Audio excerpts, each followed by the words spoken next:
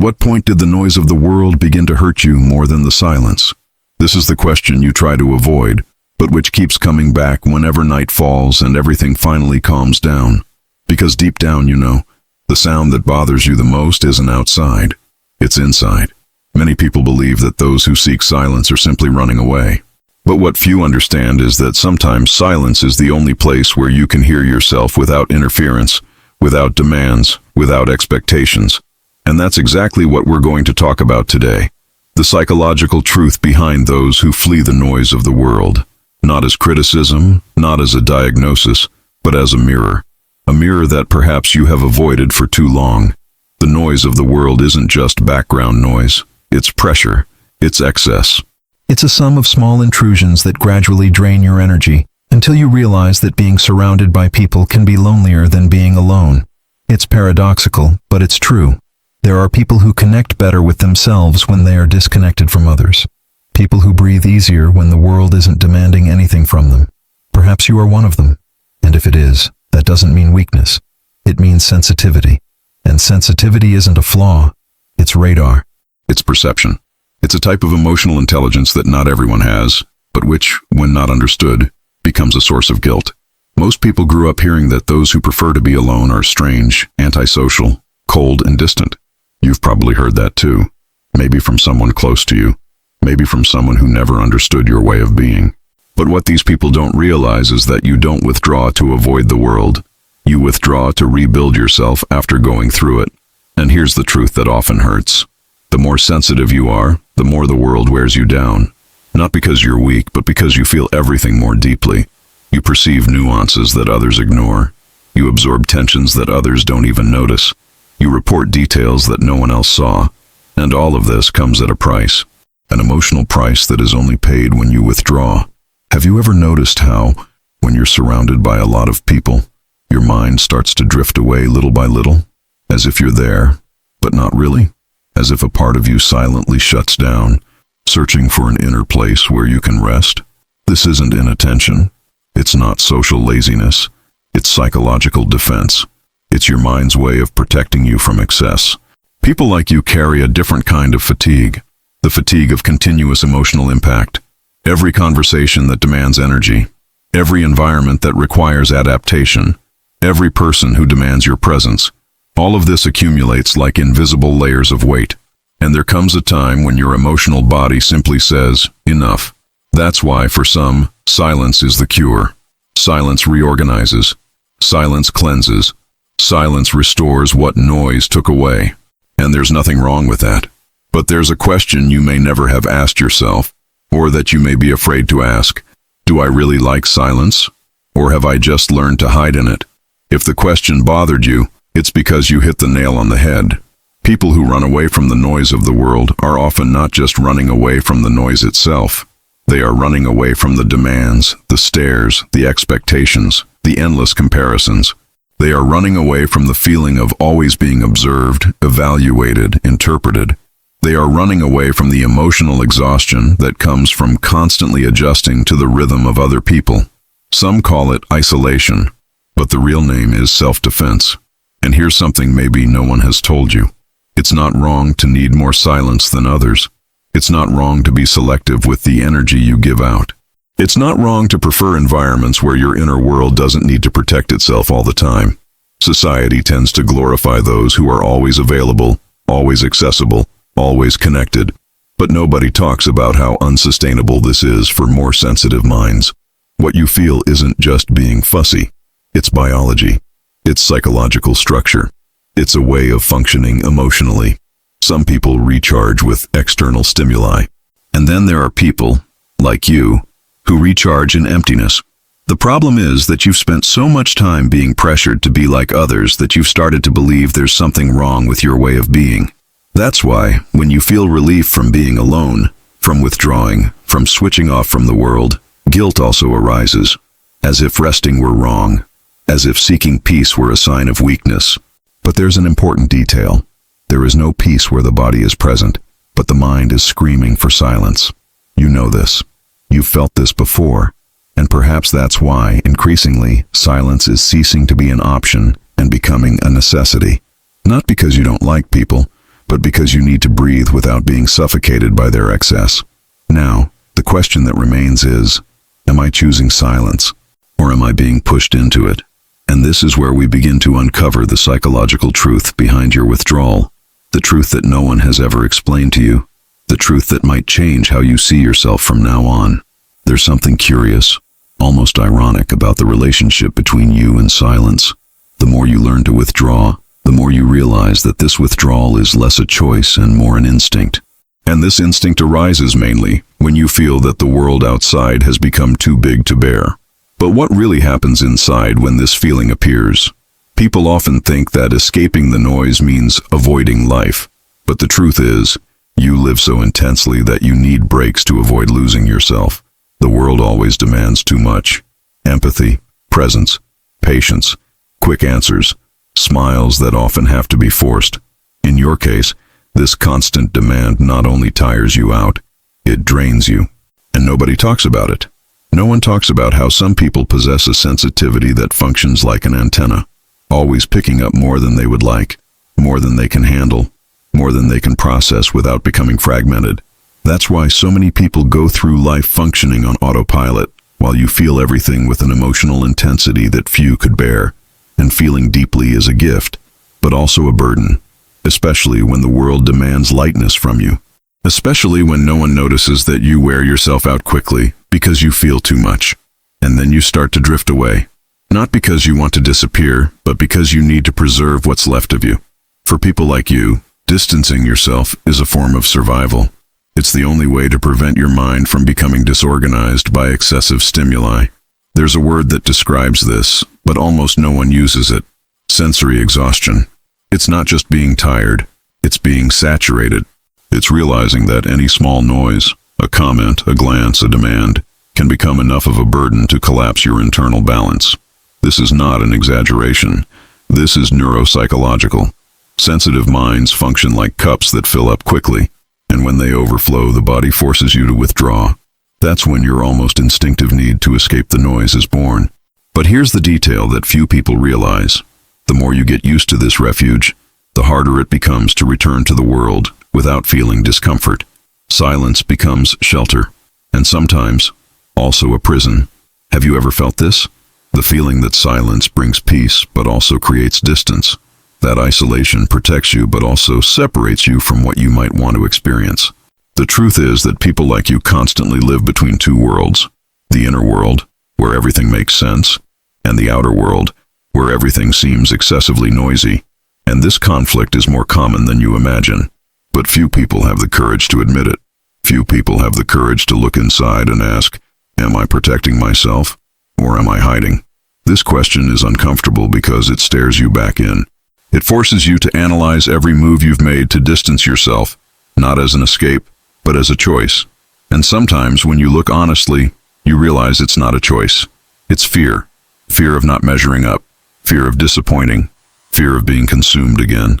Fear of returning to the world and experiencing everything at maximum volume once again. But there's another possibility. Perhaps you distanced yourself to finally hear your own voice. That voice that was previously confused with the opinions of others, with the expectations of others, with the pressure of others. Perhaps silence is the only place where you can differentiate yourself from the world that has shaped you for so long. And this, contrary to what some say, doesn't make you a cold person. It makes you a conscious person. You never ran away from people. You ran away from what people awakened in you when they crossed your boundaries. You ran away from the obligation to be strong when you were weak, to be understanding when you were exhausted, to be present when you wanted to disappear for a few minutes. And all of this has brought you here, to this point in your life where silence is more comfortable than any crowd. But there is an important point that many people forget. Silence alone does not heal. It organizes, it calms, it soothes. But real healing happens when you understand why the noise hurts you so much. And that understanding begins when you allow yourself to reflect on your own sensitivity, without guilt, without shame, without masks. And perhaps this is the ideal moment for you to look inward and recognize something. Your sensitivity is not a weakness. It is your tool for emotional survival. And tools don't exist to be denied, but to be used consciously. Now, before we continue, I want to ask you something. Not as a YouTuber, but as someone who is guiding your reflection. If this passage made you think about yourself differently, leave a comment. Just say if you identified with that part. This helps the content reach more people like you, and at the same time, helps you recognize that you're not alone in this type of internal experience. Take a deep breath. Because in the next part, we're going to delve deeper into the hidden truth behind your need to escape.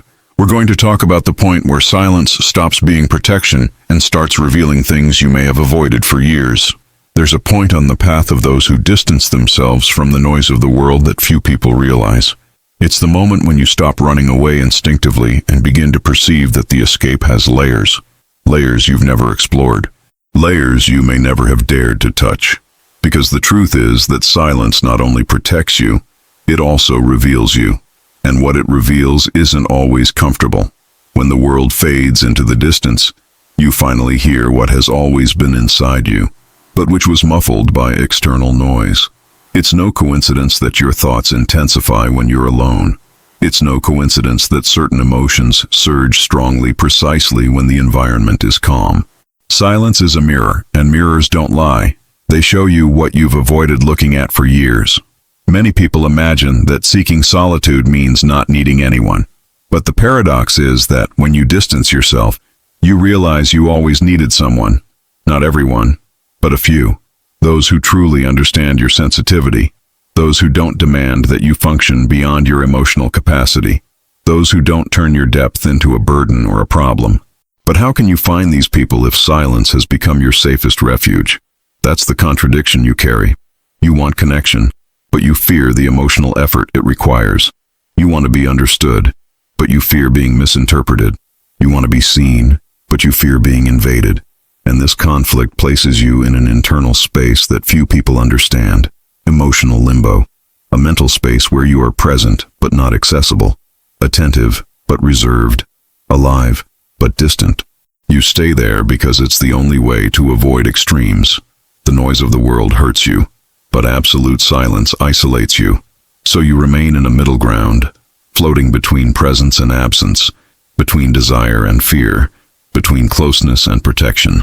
The problem is that this middle ground is exhausting, not on the surface, but deep down, because keeping your distance hurts, and maintaining your presence also hurts. And you live in a constant cycle of protecting yourself, and at the same time, wanting to be found. A cycle that perhaps no one ever noticed, because you always knew how to hide it well. This is where we delve into an even deeper aspect of the psychology of those who flee from noise, the relationship with their own emotional past. You're not just distancing yourself from the present world. You're distancing yourself from versions of yourself that have been wounded in overly noisy environments. Perhaps you grew up amidst expectations, criticism, comparisons, and demands. Perhaps the noise has been constant since early on. Not just noise, but emotional pressure. And your body has learned to protect itself. His current silence is, in fact, the scar of an old adaptation. And every scar has a story. If you look inside yourself honestly, you might realize something few admit. The noise hurts you because it has hurt you before. Because it was once a weapon. Because it was once excess. Because it was once abandonment. Because it was once lack of control. And now, in the present, any sign of external intensity triggers internal alarms that you don't consciously control. It's not a choice. It's conditioning. That's why silence is so comfortable. Not just because it calms you, but because it doesn't threaten you. It doesn't demand anything of you. It doesn't judge you. It doesn't compare you. There's no emotional noise in silence. And for someone who has already carried too much noise, that's priceless. But there's an important detail you may never have considered. The more you use silence as protection, the more it begins to transform you. It ceases to be merely shelter and becomes your identity. And when that happens, returning to the world isn't just difficult, it's terrifying. Because you fear losing the stability you've built with so much effort. You fear being pulled back to places you swore you'd never revisit. You fear the noise will once again become louder than you. But there's a truth you need to hear, even if it hurts a little. Silence cannot be the only place where you exist. It can be a refuge, but it cannot be a border. It can be a place of rest, but it cannot be a destination. It can be protection, but it cannot be the only way to live.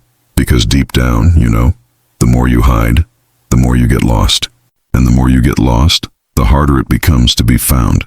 even by yourself. Perhaps you've noticed this in small details.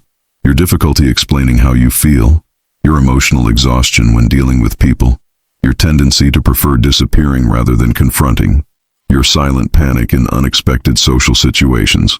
These are not flaws. They are symptoms. Symptoms of a mind that for too long has needed to protect itself excessively. The question is, do you still need to protect yourself that much?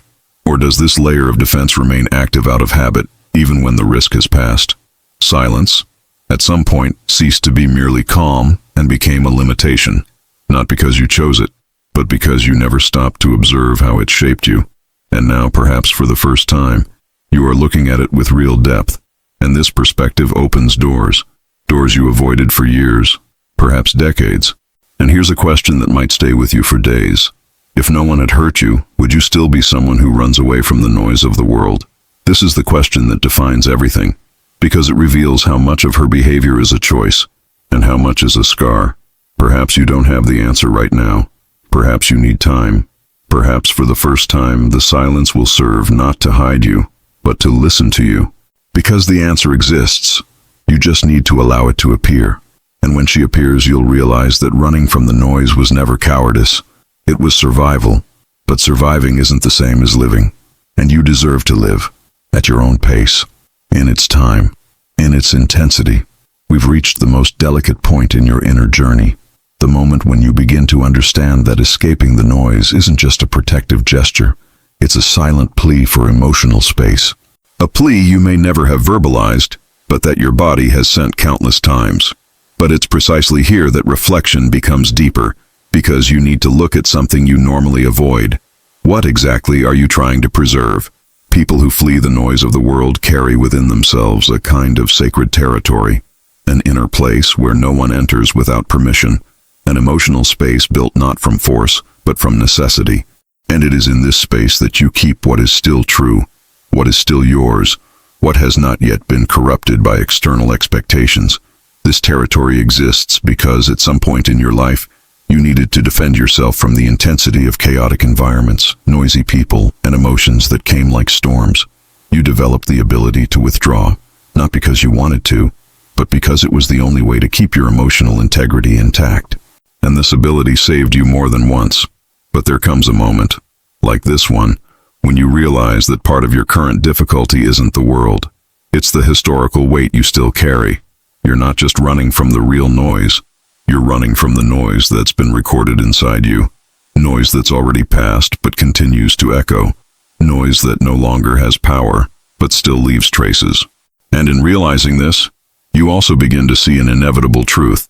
The silence that protects you also teaches you. It reveals who you really are when no one demands anything of you. It reveals your limits, your standards, your fears, and your boundaries. It shows you that you were never weak. You were overwhelmed. What you call escape is actually an emotional reorganization, an attempt to recover parts of yourself that have been fragmented by excess. And the more you understand this, the more you realize that silence is the language of those who live intensely, the language of those who feel deeply, the language of those who will never be content with shallow relationships or superficial environments. But there's another side to this story, a side that you've probably felt but never put into words. The more you get used to the protection, the more you fear its return. Silence becomes a shield that defends you but also distances you. And little by little, without realizing it, you begin to confuse peace with isolation. You start to believe that being well means being far away. But is that true? Or perhaps you've simply forgotten that you deserve to experience a kind of noise that doesn't hurt. A light, human, affectionate, safe noise. The noise of sincere laughter, deep conversations, genuine presence. The noise of someone looking at you without demanding explanations. This kind of noise exists. Maybe you've forgotten what it's like. Maybe you haven't experienced much of it. Maybe you haven't even encountered it yet. But it exists. And what hurts people like you the most is that even though you crave that gentle noise, you don't quite know how to let it in. The world trained you to defend yourself, but never taught you to relax. It taught you to be strong, but not to be embraced. It taught you to adapt, but never to be understood. Therefore, there comes a time when silence ceases to be merely protection and begins to be a questioning. A question that haunts you on long nights. Do I still know how to connect? And the answer is yes. Not because you practice, but because you feel it. And feeling is always the first step in connecting. You didn't lose that ability. You just kept it. You just protected it. You just hid it in a place where no one could hurt you again.